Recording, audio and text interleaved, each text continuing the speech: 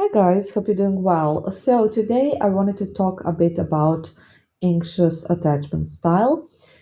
The reason why is that majority of you have it, and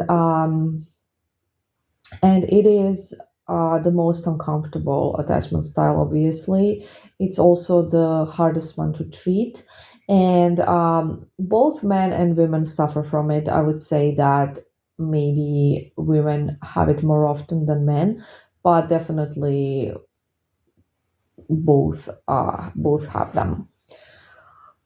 So both have it. Sorry, sorry. It's late. I'm tired. So what is actually anxious attachment style about?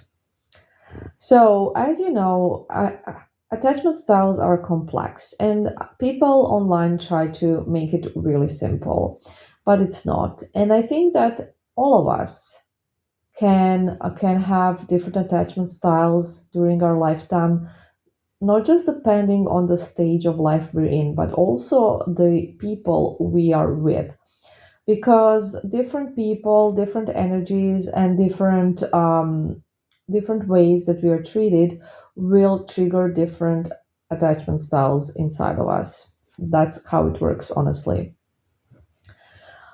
Um, some people, of course, will be more prone to getting anxiously attached, but I think that pretty much everybody can get anxiously attached, and there are some specific things that can make anybody anxiously attached.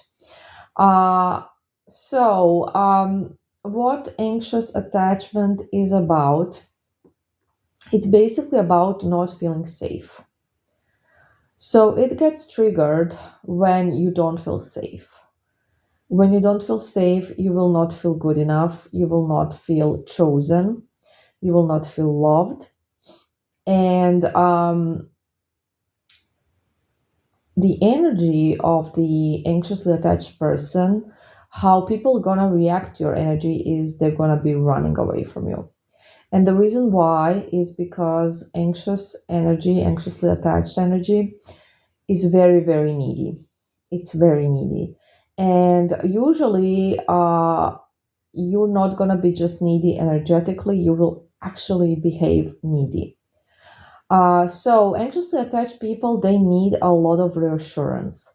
So basically what they're after is reassurance. They're going to be asking a bunch of questions just to make themselves feel safe and feel chosen and feel enough.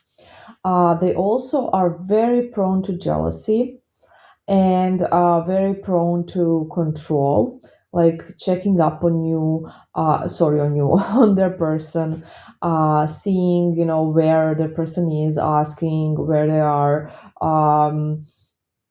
And also, it also happens with exes as well. They will be like going crazy because they have no idea what their ex is doing or where. They'll be sending messages, they will be crossing a lot of boundaries, and they just won't be able to control themselves because they just can't stand when they don't know where somebody is, what somebody is doing, and it just makes them so anxious and so unsafe. It basically puts their body in danger. They feel like they are in danger, and like it's a life or death situation, and they literally feel like they're gonna die if they don't get that validation, that reassurance, because this is what they're after, the reassurance. Somebody, they want somebody who will tell them all the time exactly where they are, who they're with, and tell them all the time, it's okay, we're together, we're in a relationship, I love you, and things like that. And this is very exhausting for their partners or their ex-partners, and they just don't kind of see it. They're all in their fears and their egos, and they just can't understand that this is not the most pleasant behavior to be around, and the other person may not, enjoy it. Nobody enjoys it, honestly, because of the energy behind it, which is just very needy and desperate, and that is not attractive, and this is just a fact.